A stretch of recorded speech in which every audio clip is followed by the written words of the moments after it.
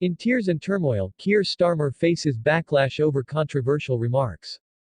In a world where every word spoken by a public figure can ignite a firestorm, the stage was set for Keir Starmer, the leader of the UK Labour Party, to deliver a speech that would send shockwaves through the political landscape. As he stood before a sea of reporters and supporters, the atmosphere was electric, thick with anticipation. Little did he know, the words he was about to utter would not only spark outrage but also draw unexpected parallels to the royal family, intriguing viewers and deepening the drama. It started innocently enough. Starmer had been invited to speak at a charity event aimed at supporting mental health awareness, a topic close to many hearts, especially in the wake of recent tragedies within the royal family. The nation had been mourning, grappling with the loss of beloved public figures, and Starmer was expected to deliver a message of hope.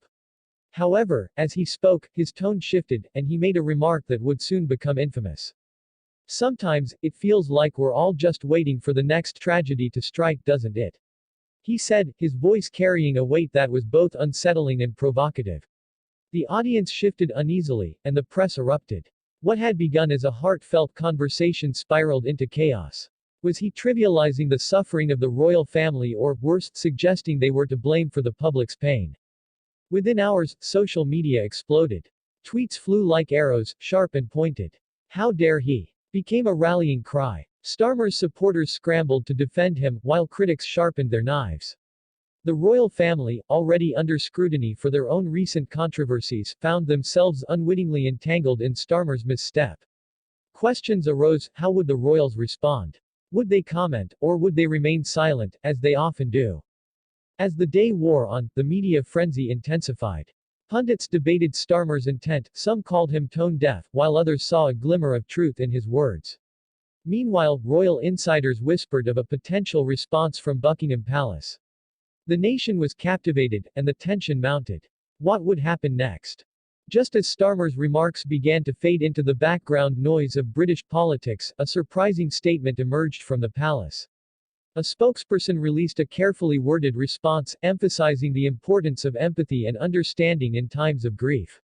The timing was uncanny. Was this a direct counter to Starmer's comments, or merely a coincidence? The media was relentless, drawing connections between the two events, spinning tales of royal displeasure and political intrigue. As viewers tuned into the latest updates, they were treated to exclusive interviews with royal experts and political analysts. Each segment raised the stakes higher. Could this incident spark a rift between the Labour Party and the monarchy?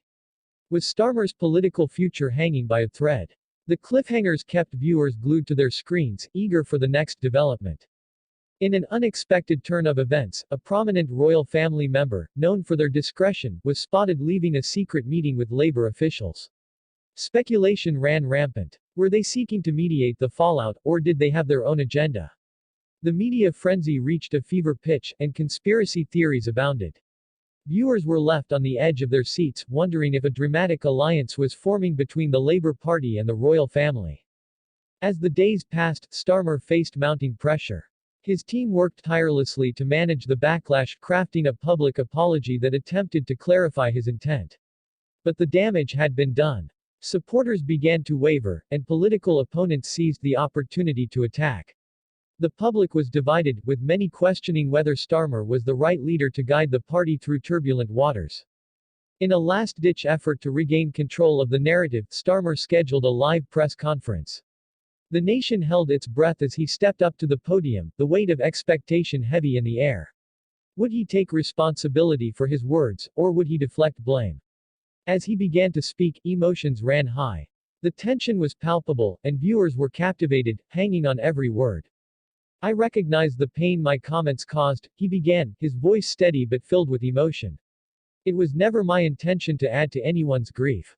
But just as he seemed to be turning the tide, he made a shocking revelation about a personal connection to mental health issues in his own family, a revelation that caught everyone off guard. As the press conference concluded, the reaction was instantaneous. Social media erupted once more, but this time, the tone had shifted. Many praised Starmer for his vulnerability, while others remained skeptical. The royal family, having remained largely silent, now found themselves back in the spotlight, with questions swirling about their next move. As viewers processed the unfolding drama, one thing was clear: the intersection of politics and royal affairs had never been more intriguing. What would happen next? How would the royal family respond to Starmer's heartfelt confession? And more importantly, how would this incident reshape the political landscape in the coming months? As the credits rolled, viewers were left with a sense of anticipation. The story of Keir Starmer and the royal family was far from over, and the next chapter promised to be just as compelling. Stay tuned for more updates as this riveting saga continues to unfold.